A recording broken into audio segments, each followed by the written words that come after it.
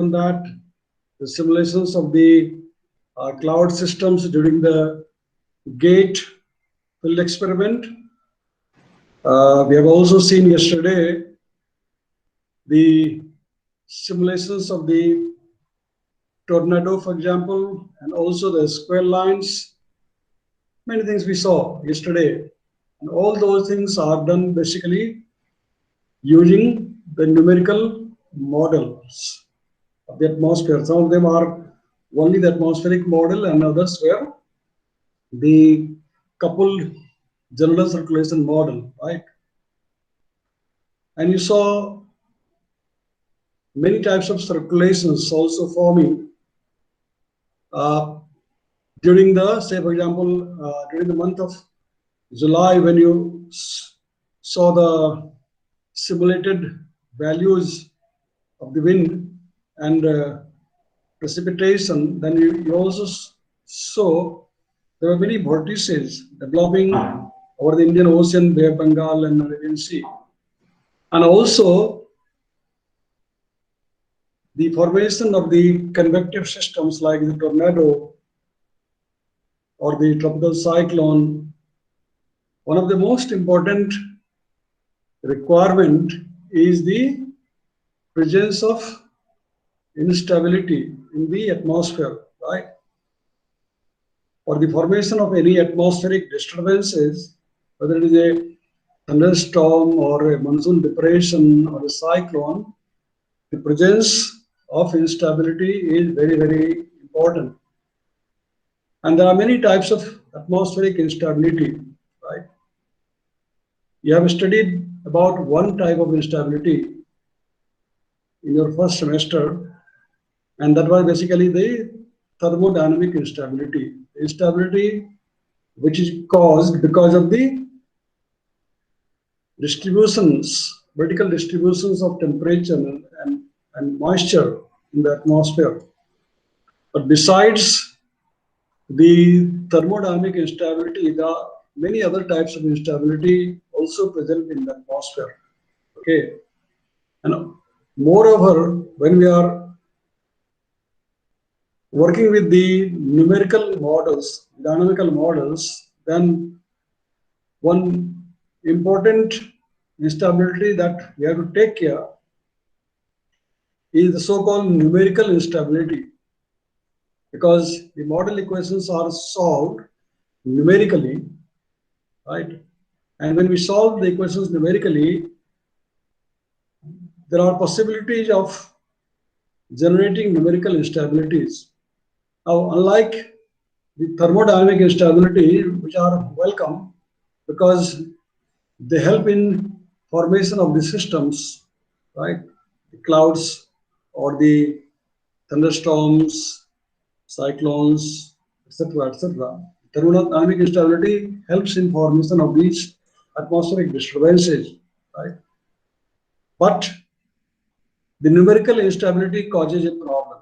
Okay, if our schemes are not stable, then the solutions of the equations that we try to get by integrating the model, they are not stable, and so we start getting a lot of oscillation in the fields which are not realistic. They are artificial oscillations and which cause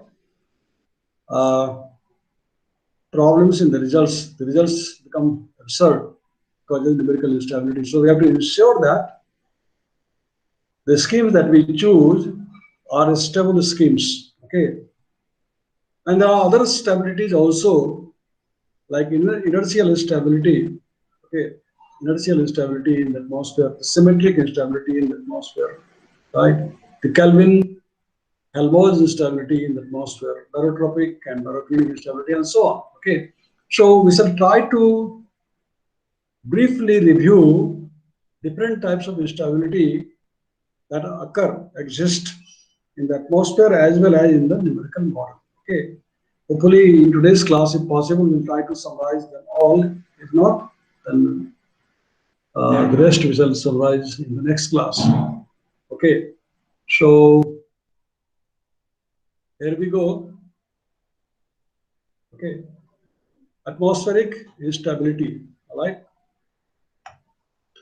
and we shall try to cover these instabilities like the thermodynamic instability or the so-called static stability because of the distribution of different distributions of temperature and moisture profiles in the atmosphere. We also call it convective instability, right? We also have conditional instability. These things you have studied, haven't you, earlier? Conditional instability. And what you have studied earlier, all in your first semester, all of you are silent. Have you studied the different types of instabilities in the atmosphere earlier? Yes or no? Yes, sir, the static instability, Yeah, gamma D, that one. exactly. Exactly. So all those instability that you have studied are generally classified as the instability of the first kind. Okay, they are the instability of the first kind. There is also a conditional instability of the second kind. Okay, conditional instability of the second kind, abbreviated as CISC, conditional instability of the CISC second kind, which is very, very important for the formation of the tropical cyclones. Okay, then there are different types of hydrodynamic instabilities, which are inertial stability. Have you studied about the inertial stability in your dynamic meteorology? Yes or no? Inertial stability. Have you studied in dynamic meteorology in your first semester? Everybody is silent. Tell me yes or no. No, sir. No, you want to study. Okay. So we shall briefly talk about that. Inertial stability, then symmetric stability, of course, barotropic and baroclinic instabilities, okay, Kelvin-Helmholtz instability, and of course, computational stability or the numerical instability. Okay, we shall try to quickly discuss about these different instabilities, okay, in the class. So regarding the thermodynamic instability, I'm sure that all of you are familiar about this, right? For example, when the profile of theta, that is the potential temperature, the rate of change of potential temperature with height, is greater than 0 or positive, then atmosphere is supposed to be static, in a static stability situation. Okay, atmosphere is statically stable. When this is 0, then the atmosphere is supposed to be neutral. Okay, and when this is less than 0, then the atmosphere is supposed to be unstable. And these things can be seen easily in the diagrams. We have seen these diagrams earlier in your first semester. For example, this is the diagram in which we show the distribution of temperature. This is the ambient temperature, okay, distribution in the vertical. And this is the dew point temperature, okay, dew point temperature. And we have discussed in detail about these diagrams in the last semester that when a parcel of air is lifted upwards or rising upward because of the strong heating of the ground, which generates convection, then the parcel, as it goes up, initially it will follow the dry adiabatic lapse rate because it is dry. And once it goes up, then it starts cooling down, and then so the saturation temperature or dew point temperature also lowers. And so eventually this will meet this saturated adiabatic line. Okay, and the point of intersection is called the level or lifting. This is the initially it is the LCL, lifting condensation level, more clearly shown in this diagram in the right side. Okay, this is the point of intersection where the two lines are meeting, is called the lifting condensation level, LCL. Okay. From there onward, the parcel of air becomes saturated and it starts following the saturated adiabatic lapse rate. Okay, or moist adiabatic. which eventually crosses this temperature line, and this line is called the level of free convection. Okay, from there onwards, the particle doesn't need any external force to rise up. It automatically rises because it finds itself buoyant or warmer than the surrounding environment. So it rises upwards. Okay, so the cloud base forms at the level here, that is the lifting condensation level, where the saturation occurs for the first time, and eventually when the parcel of air is rising, it again intersects with this temperature line here, and that is the cloud top. Okay, top of the cloud, and this area, this layer between this level and this level is called the unstable level, unstable layer, as shown by this red shaded area here in this diagram, unstable. And this red shaded area is also the CAPE, okay, the convective available potential energy, which is hidden in the atmosphere. Okay, the convective available potential energy is hidden in the atmosphere, but is available only above the LFC. Okay, in order to experience or take advantage of this CAPE, the parcel of air must rise from the ground to the level of free convection. Then only the hidden instability or hidden CAPE will help it rise further in the atmosphere. Okay, so these are all the thermodynamic instability. You have also studied about the conditional instability, right? Conditional instability.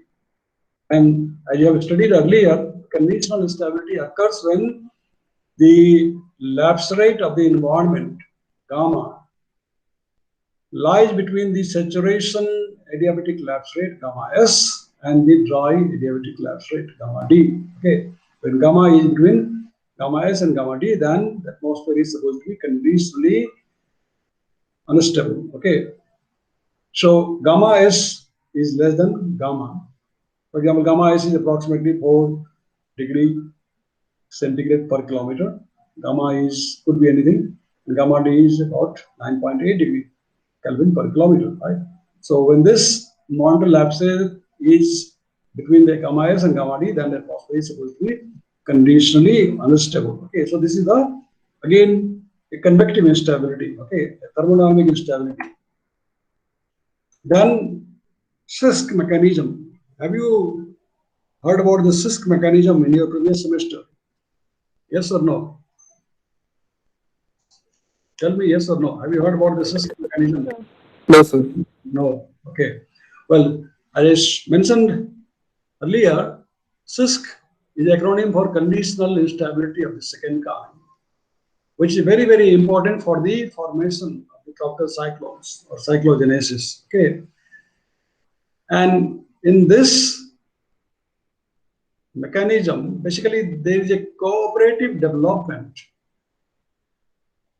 of a vortex into a full-fledged depression, in which, suppose you have got a convergence or a low pressure area at the surface, you have got a convergence caused by the low pressure area, okay, at the surface.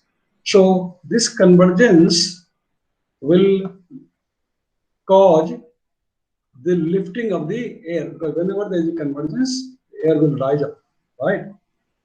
And as it rises up, the clouds will form, right? As it rises up, the clouds will form, because eventually it will start releasing the latent heat. Now, after it reaches the LCL, okay.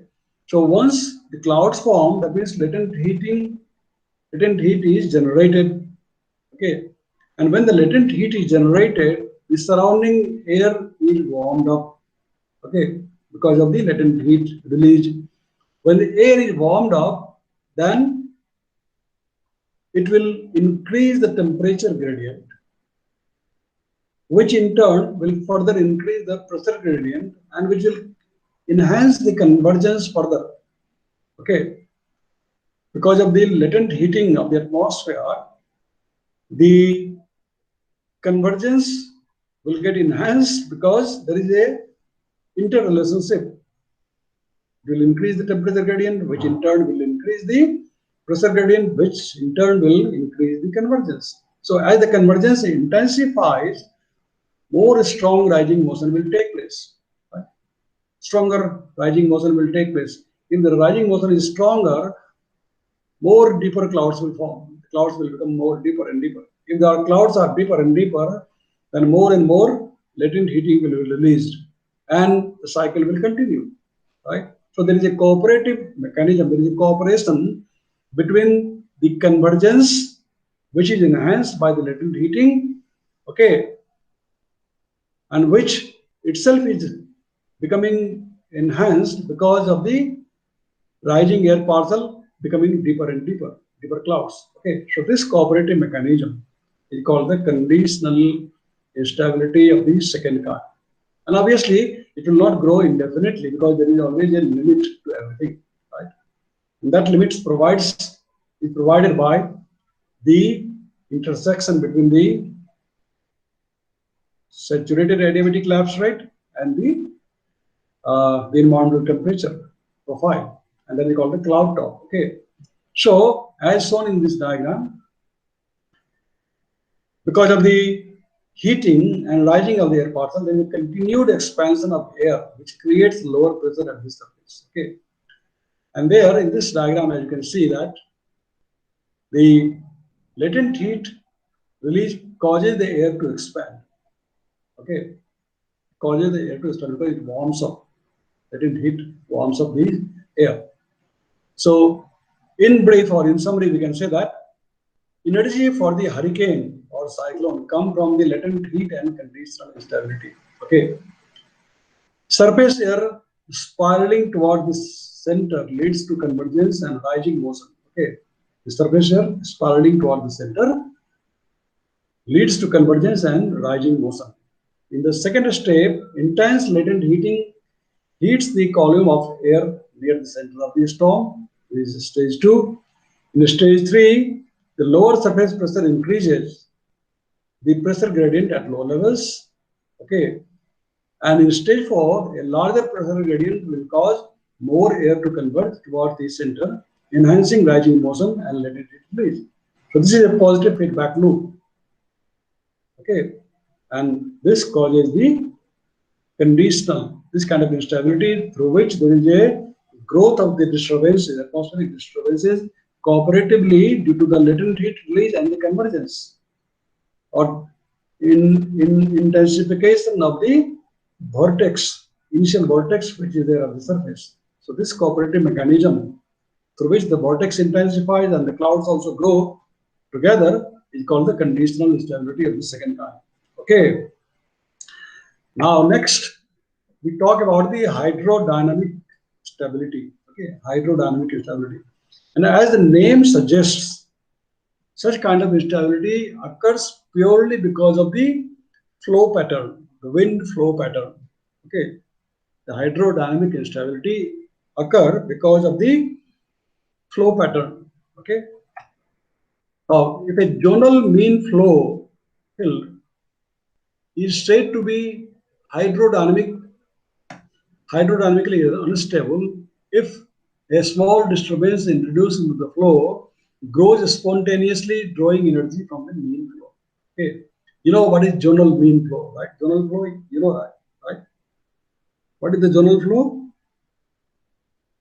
What do you mean by zonal flow? Am I audible? Yes, sir. Yeah, what is meant by zonal flow? Sir, east-west. Yes, yeah, the east-west flow is the zonal flow. The north-south flow is the meridional flow, right? So a zonal flow is said to be hydrodynamically unstable if a small disturbance introduced into the flow grows spontaneously, drawing energy from the mean flow. Okay. Turbulence can be generated mechanically by dynamical instability due to the wind shear. Okay. You know, wind shear can occur if there is a change of wind speed horizontally or vertically. For instance, let us say You have got, I think I have shown you earlier in one of the previous classes, like the cat. Suppose if there is a zonal flow like this, okay, zonal flow like this, and there is a wind shear. That means the change of wind speed horizontally, okay, in both the direction. The wind speed decreases as you go towards north or south. Okay. So if there is a flow pattern like this, then we know that there is a shear in the wind. Okay.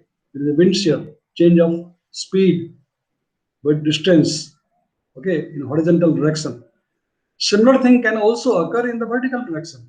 Okay, vertically also, maybe suppose you have got strong flow upward motion like this. Okay, as you go up, suppose then the magnitude of the upward motion, say, reduces. You further go up, suppose if it further reduces. Okay. Similarly, in the lower direction also, maybe here it is a maximum, and below this, the vertical motion is not so much, even less. Okay. There can also be downward motion. Sometimes there can be a vertical circulation in the vertical plane. There can be a downward motion also.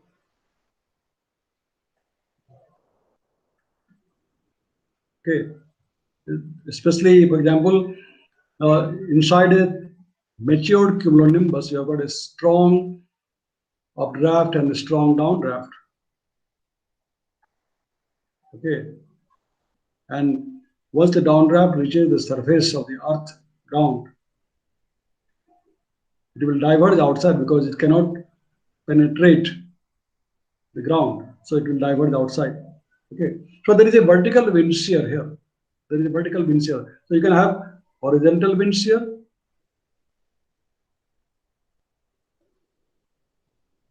wind shear, and you can have a vertical wind shear.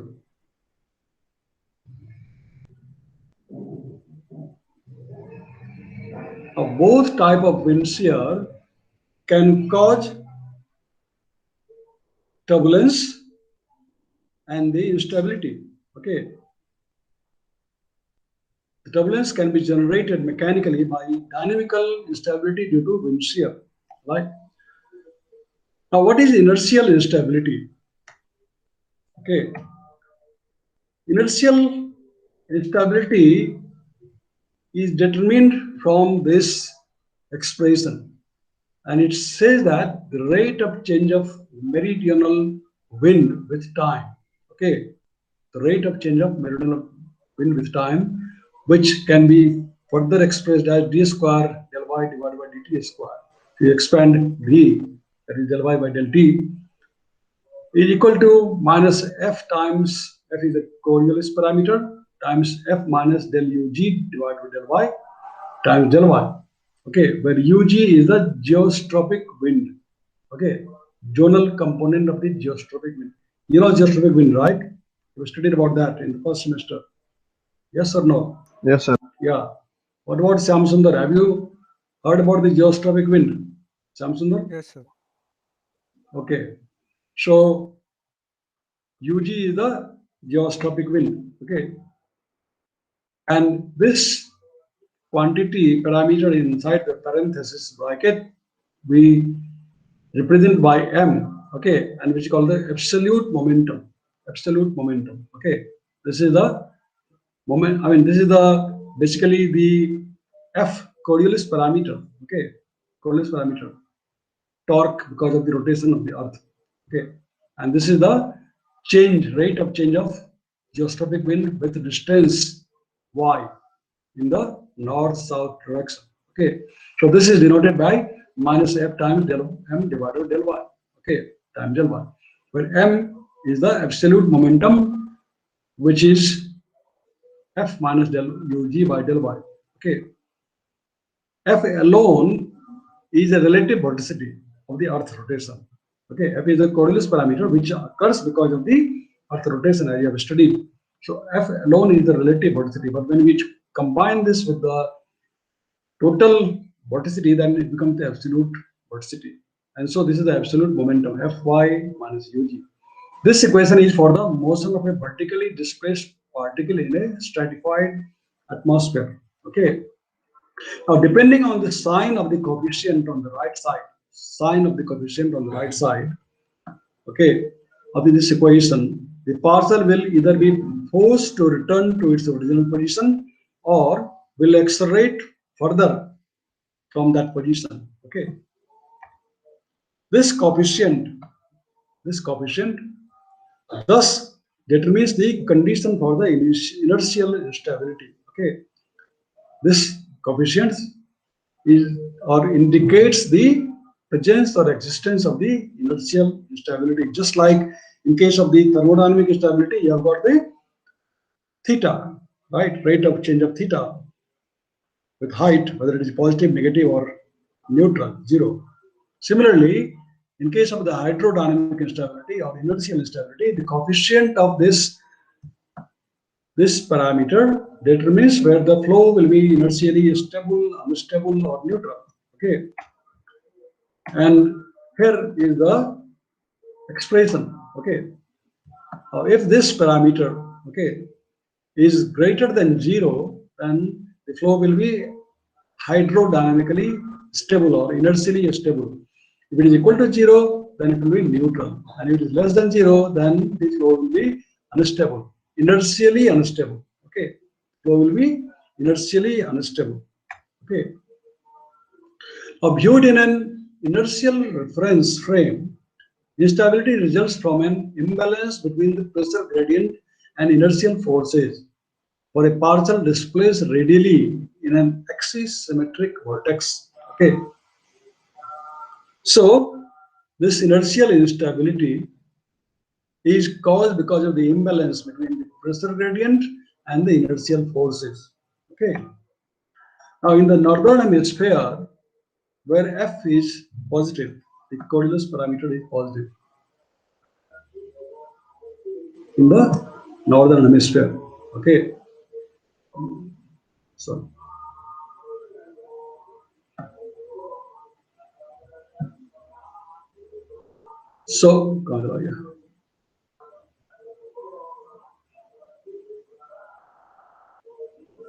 okay, F is positive. So the flow is inertially stable provided that the absolute vorticity,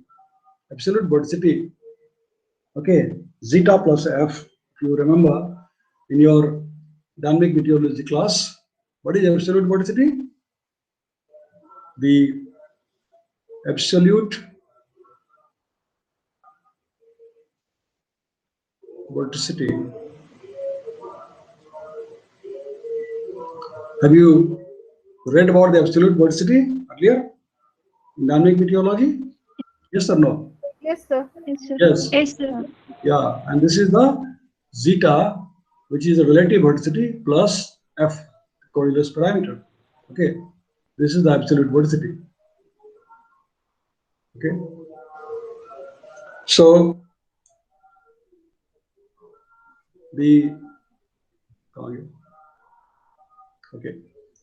so in the northern hemisphere, where F is positive, the flow is inertially stable, provided that the absolute vorticity of the basic flow, that is del M by del Y, is positive. Okay, del M by del Y is positive. In the southern hemisphere, however, inertial instability requires that the absolute vorticity is negative because the sign is opposite, right? In the southern hemisphere. Now, observations show that for extratropical synoptic scale systems, the flow is always inertially stable, although near neutrality often occurs on the anticyclonic shear side of upper level jet streaks. Okay, in the extratropical synoptic systems, right? And we have got these jet streams. So those areas where there is a presence of jet streams, there is always a possibility of inertially unstable situation of the flow pattern. Okay, the occurrence of inertial instability over a large area would immediately trigger inertially unstable motions, which would mix the fluid laterally, just as convection mixes it vertically. Okay, and reduce the shear until the absolute verticity times F was again positive. Okay, this explains why anticyclonic shears cannot become arbitrarily large. Okay, because it is mixed up.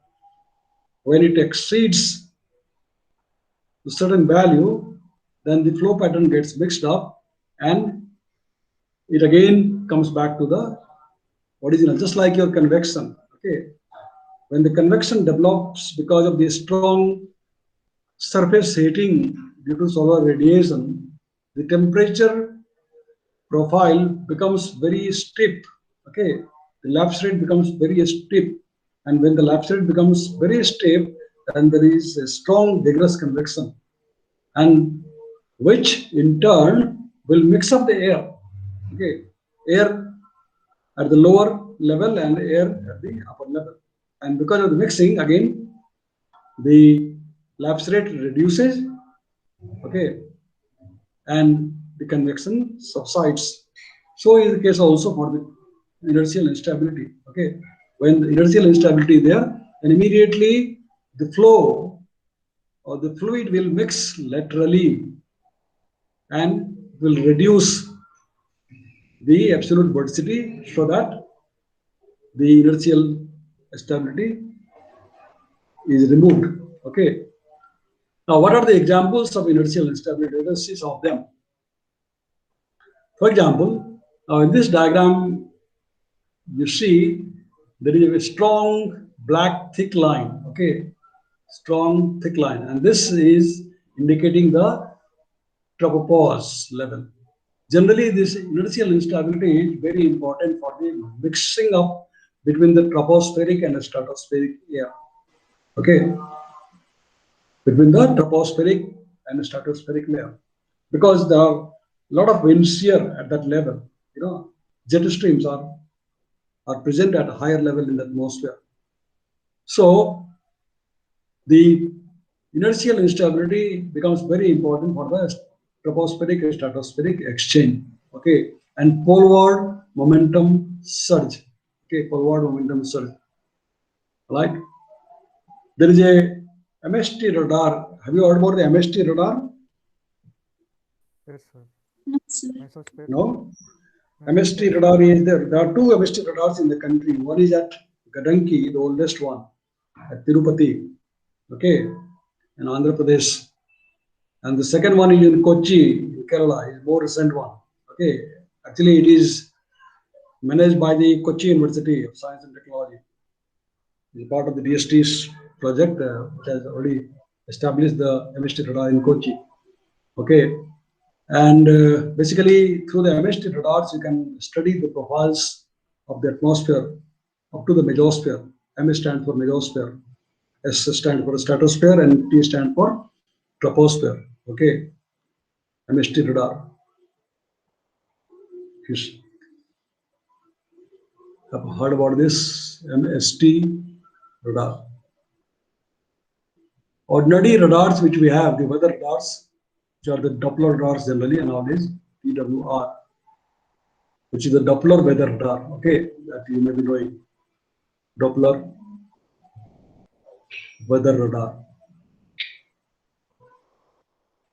And IMD has many Doppler radars around the country. About 27, 28 Doppler radars are fitted around the country to study the approaching tropical cyclone or even thunderstorms, okay, inland. Whereas these radars are mesosphere and stratospheric radars.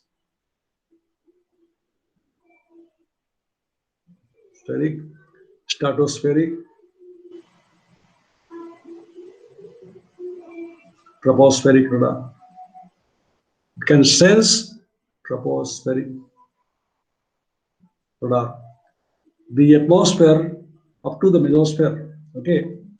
So through this radar, we can study the stratosphere troposphere interaction. Stratosphere troposphere interaction.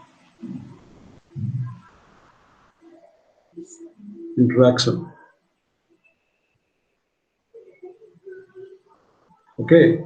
So for the stratosphere troposphere interaction, this inertial instability plays a very important role. If the flow is inertially unstable, the tropopause is pushed forward. Okay, as you see from the dashed line here. Okay, this dashed line indicates the poleward surge of the or poleward movement or shifting of the tropopause. Okay, the heavy dashed line indicates the displaced tropopause and is a locus of enhanced divergence, convergence, and mixing of air. Okay, the recirculation around the nose of the poleward surge, okay, may aid filamentation of the intrusion as suggested by a small arrow here. See these arrows. They suggest that it can generate, okay, this can generate or this can cause the intrusion of poleward air toward the tropics or equator or equatorial air toward the pole. Okay, so this is one of the examples of the inertial instability in the atmosphere. Okay, if you want to know more in detail about this, then you can read this paper. Okay, by Sally M. Raw.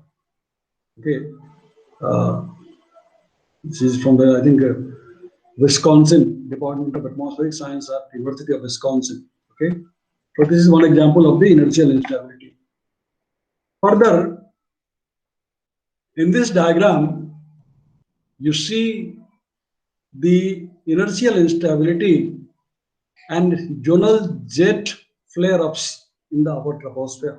Okay, this is an idealized diagram which shows the relationship between the inertial instability and zonal jet flare-ups in the upper troposphere.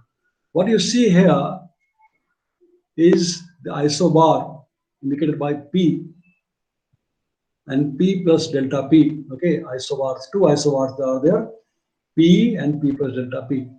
And this is the momentum, okay, the meridional momentum, dB by dt, rate of change of meridional momentum. And this is the zonal momentum, okay, rate of change of zonal momentum, which is nothing but the acceleration basically, zonal acceleration, and this is the meridional acceleration, okay. Now, inertial instability can act as a prime mover and facilitate forward displacement of a wind speed maximum. This inertial instability can facilitate in the forward movement of the wind speed maximum. Okay. In the inertial unstable stage, let us say this is stage 1, the meridional flow accelerates, dV by dt is the acceleration, down the meridional pressure gradient, because this is the pressure gradient, because this is P and this is P plus delta P.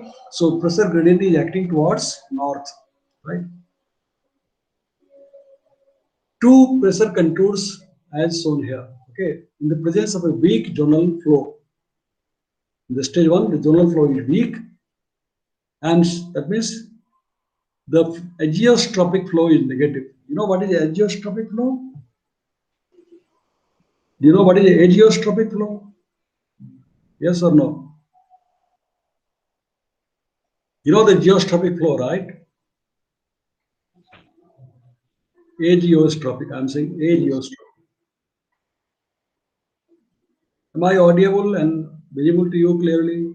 Yes, sir. Yes, sir.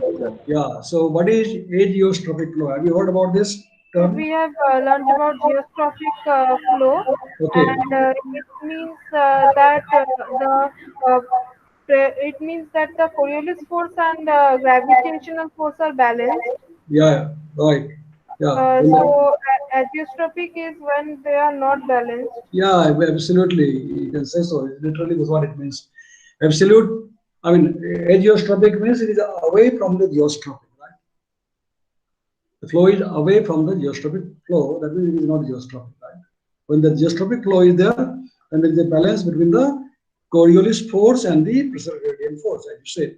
But in ageotropic flow, they are not geostropic, and that is the case generally in the real atmosphere. In the real situation, the flow are not always geostropic, right?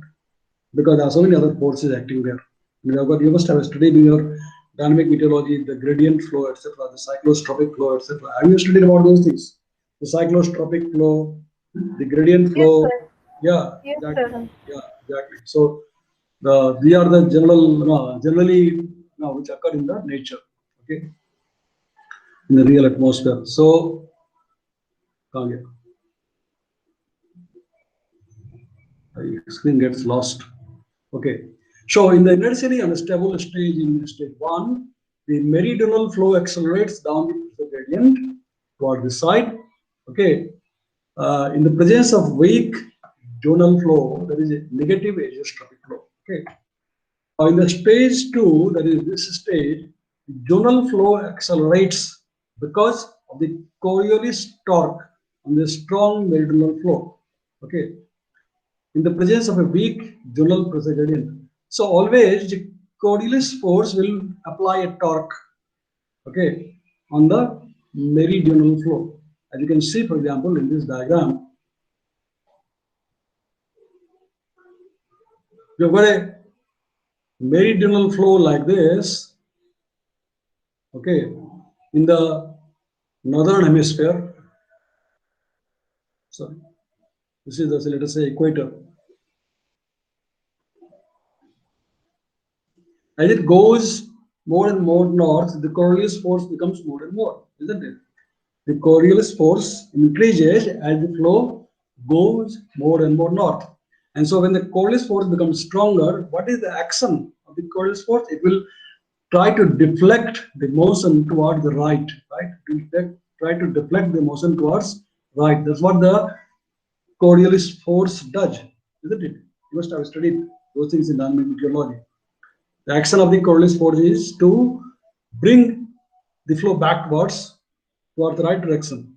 Okay. So when there is a strong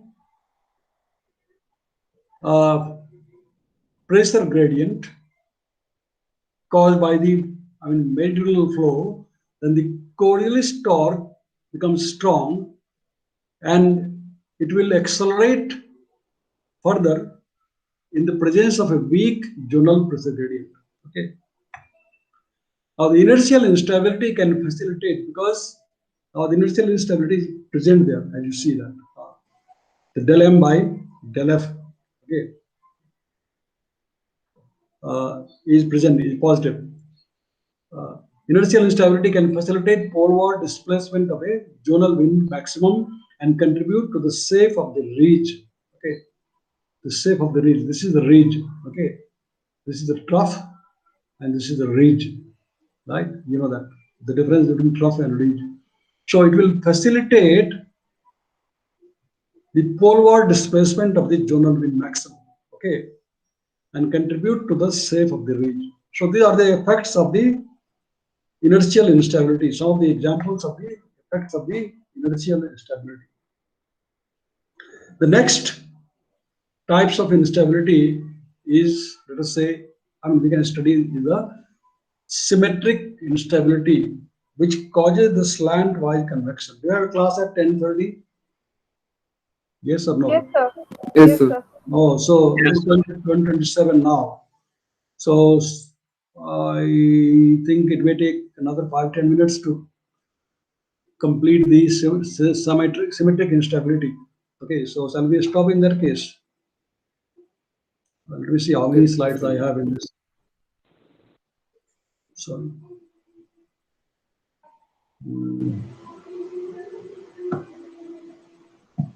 I think there may be some 4 or 5 slides.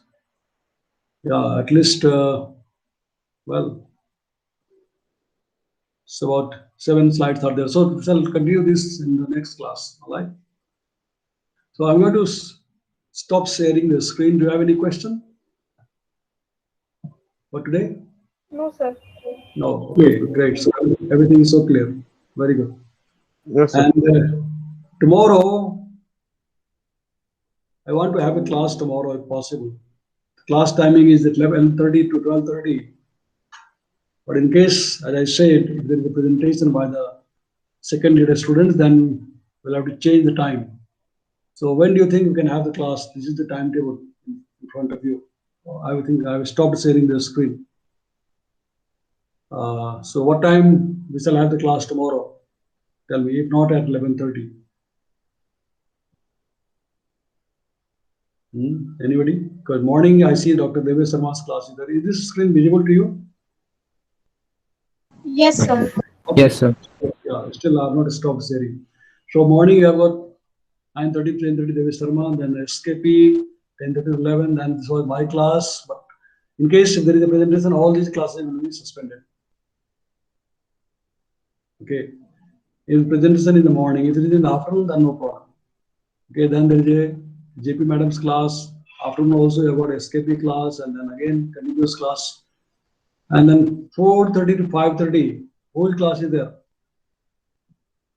Shyamsundar, do you have a class at 4:30 to 5:30 tomorrow? As per schedule, yes, sir. PATS, I can see PATS 105. So that means you will not be free at the time. So, Yes, sir. so if that is the case, then in that case, if we can do the class, we can have the class in the morning, 11:30, 12:30, then it's fine. Otherwise, we will not have the class tomorrow. Okay.